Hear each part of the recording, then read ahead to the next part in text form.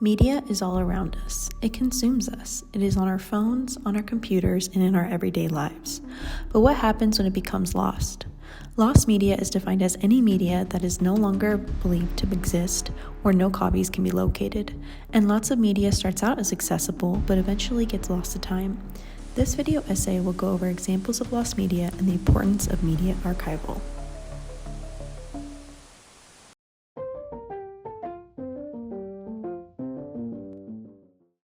Before Mickey Mouse had hit the big screen, Disney's first cartoon character was Oswald the Lucky Rabbit. His cartoons were originally distributed by Universal Pictures, and their rights were taken back to Disney in 2006.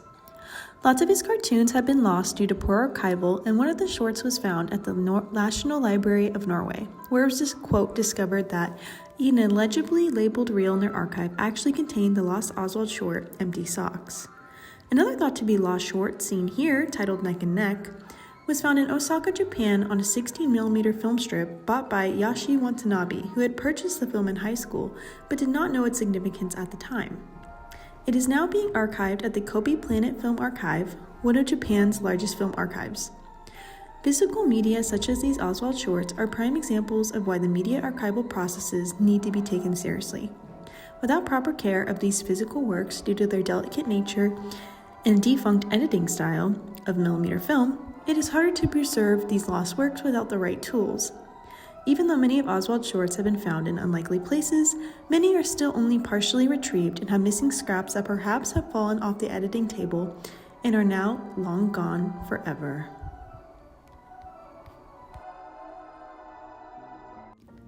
John Durham Peters describes the dead letter office as the morgue of the mails and the limbo of undeliverable mail.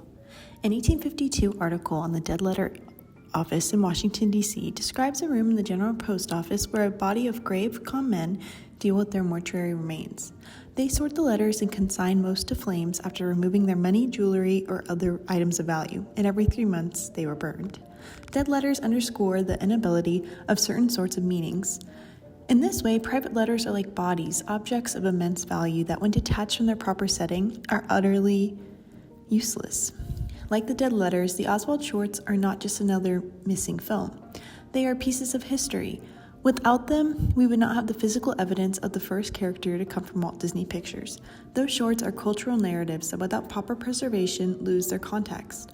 However, when they are rediscovered in the world, Oswald can enter new conversations, like as if one of those letters, with all the heart and soul that was put into them, was reunited to their owner. Next, I'll be covering music-related lost media. Music is important in a lot of people's lives as it allows us to come together to celebrate a common interest. Recordings of songs, performances, and music videos are the heart of music, and the luxury to have these recordings allows for the music to be forever encapsulated, perfectly frozen in time. In Dave Mandel's essay, Records Ruin the Landscape, Mandel states, for someone who missed a particular performance or wasn't born at the time, having a recording is like owning a time machine that will take him or her back directly there with ideally perfect fidelity. Those not lucky enough to live within a short distance of the few metropolitan areas where concerts of avant-garde music are staged might never get to hear this music live if recordings didn't exist. This is directly true for Taylor Swift and her first all-stadium tour, Reputation. This entire concert performance was only available on Netflix from December 31st, 2018 to December 31st, 2023. When the film was taken off the streaming platform. There were no physical releases of this concert film released to the public. The only physical remnant of it was given to the crew who helped make the special. This leaves no way to watch the full video today, except for ripped YouTube clips. These clips are not in the performance's entirety, and if they get copyright strike, they can be taken down at any time. This leaves the viewer without the full effect of the concert like intended. Also, without the full concert special, the viewer can no longer go back to look at the magical moments of this tour unless they saw it in person. These performances will never be able to be fully looked back upon in their entirety, and so much of the concert experience from the film is gone, leaving parts of the concert to the imagination without a real record of its existence. Another instance of this was talked about in Mandel's essay, stating that Henry Flint had given up performing music in 1984, however he had made many recordings before his exit from music. In the 2000s, Flint's music became of interest again, and his music was released on CD, including the historically significant I Don't Wanna, a proto-punk record made in 1966, but never heard at the time. He goes on to say that, quote, prior to the release of all these recordings, those interested in the history of experimental or avant-garde music in the 60s might have known Flint's work only by hearsay, as an enigmatic footnote. The music was simply not available. If this music hadn't been recorded and preserved, it would have been lost forever, and the bulk of Flint's legacy would have been lost without it. Without these important records, an important influence on experimental and avant-garde music in the 60s would have been missing entirely. Recordings are a way to preserve history and bring generations together. Through these recordings, each generation is allowed space to learn about different genres of music in different time periods. In the same light, without a record of Taylor Swift's Reputation tour, it can fade into obscurity, leaving an important era to be forever gone.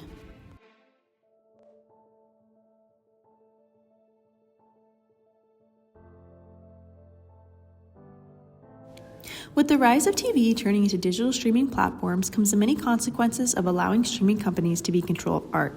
With this, many companies opt to cut entire episodes and parts of episodes from their platforms. Most of the time, it is due to keeping scenes that do not fit with society's standards today out of public view. This is a very understandable cause of the scenes removals. However, sometimes they remove scenes without a rhyme or reason. This is the case with the Season 2, Episode 26 of Wizards of Waverly Place, titled Wizards vs. Vampires on Waverly Place. This episode has a scene taken out from the vampire character named Juliet, who is getting ready for a date with the main character Justin. In the scene shown here, we can see her getting out of a pink coffin and drinking punch to become youthful again. It was a simple, cute scene that gave the character some humanity and character development, since this is the first time we meet her in the series.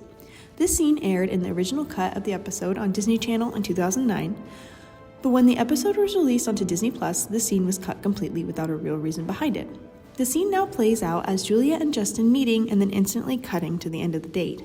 Without this little character development, we lose a vital factor about Juliet as a character.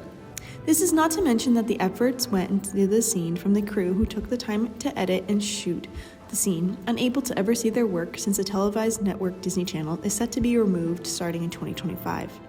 Without the network airing the scene, there will be no way for the scene to be seen by the public, and the story loses some depth to it unless you have bought a physical copy of a DVD of the series.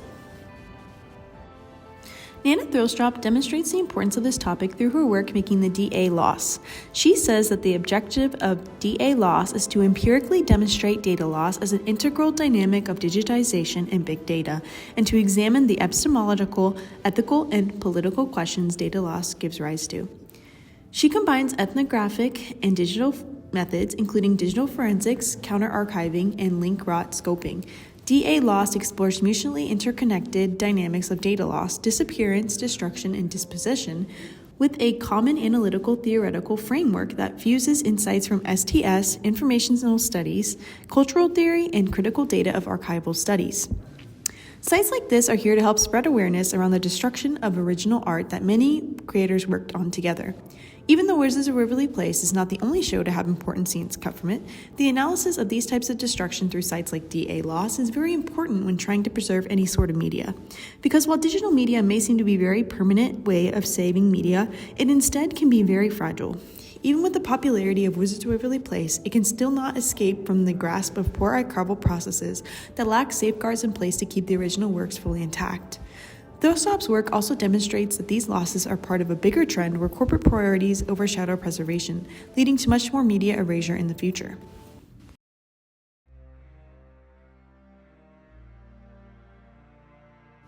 Thrillstrop also concludes in her articles, the world's digital memory is at risk, that institutions like museums, libraries, and archives must play a more proactive role while creating stronger institutional safeguards, including roles mandating secure transport of public sector data and professional management of archives, in addition to requirements for public accessibility on their own conduct.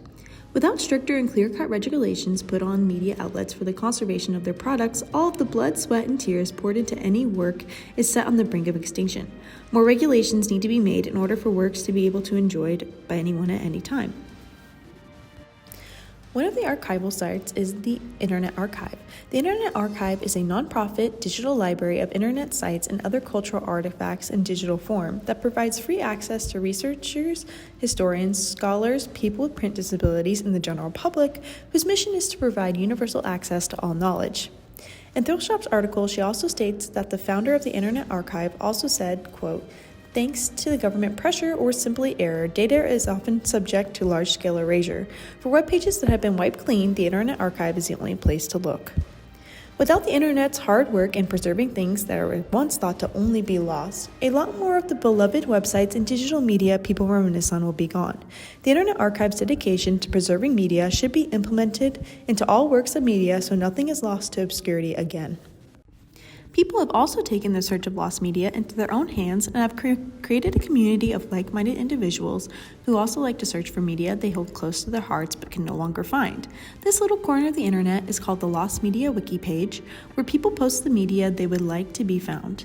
They update each case and put the leads it has and whether the media was found or still remains unsolved. Through this community, a lot of thought to be lost forever media has been found and is now able to be viewed once again. Lost media isn't just about what's missing, it's about what those absences represent. Every piece of media carries stories, memories, and cultural significance, and their preservation ensures that future generations can learn from and appreciate them. From the forgotten Oswald the Lucky Rabbit cartoons to the missing pieces of the Reputation Stadium tour, and the missing scenes of Wizards of Waverly Place episodes, these works are more than just entertainment. They're pieces of history.